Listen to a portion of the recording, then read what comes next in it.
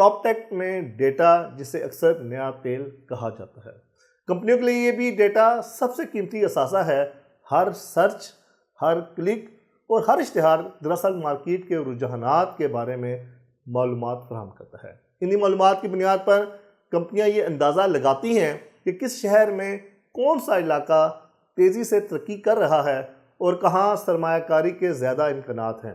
یہاں مصنوعی ذہانت بھی الگورتھم ہزاروں ڈیٹا پوائنٹس کو اکٹھا کرنے میں اہم کردار ادا کر رہی ہے۔ اے آئی سے تجزیہ کر کے یہ اندازہ لگاتے ہیں کہ مستقبل میں کس علاقے کی قیمتیں کس رفتار سے بڑھ سکتی ہیں۔